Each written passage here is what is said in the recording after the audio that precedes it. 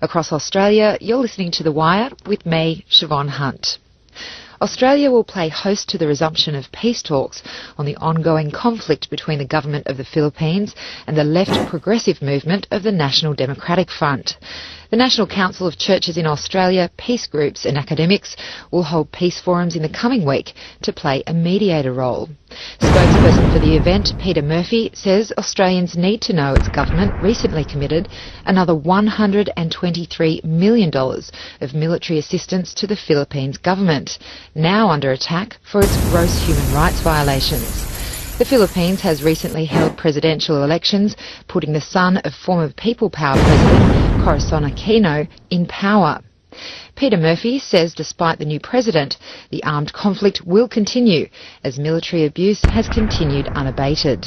There's enormous range of complaints of abuses, human rights abuses by the armed forces of the Philippines, and the Australian governments, several of either Labor or Liberal, have been involved in this. The Australian government's had a long-standing aid relationship with the Philippines, and that means that it's been providing funds and technical assistance and equipment to continuing governments in the Philippines which have been engaged in an armed, in a war against part of their own people. The Australian government is really quite heavily committed in the Philippines and has been for a long time, and in recent years it's actually signed a military training and exercises agreement with the Philippines, and there's definitely been some Australian military personnel involved in Mindanao. I understand that there's been a recent elections in the Philippines. The new president is the family of Cory Aquino. There was real hope that with the ending of the Arroyo period, which started in 2001, that there could be a break in the use of death squads, military death squads, to repress popular civilian organisations like farmers and trade unions and churches and so on. And there was no let-up. Actually, after the swearing in of the new president, I think there's been 16 people killed. This is just a few months, including journalists and trade unionists and farmers' leaders.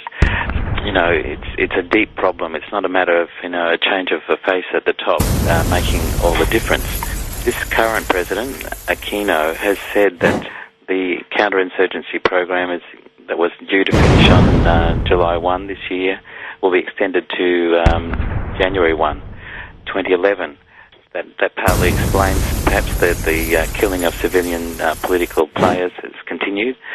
But again, January 1 is another opportunity to make a change, to stop this. We in Australia should do our best to get it stopped. I'd like to know, where is the violence coming from and why? This is one of the deep questions which has to be confronted by all the players or forces involved in the conflict. NDF side would be saying that the violence arises from the extremely exploitative nature of Philippine society.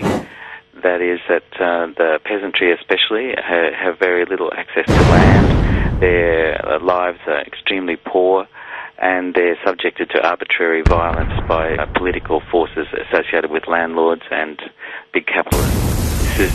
Look at the Ampatuan massacre last year, which was related to the elections this year. I think it was in November, and there was nearly 60 people killed by a warlord in Mindanao.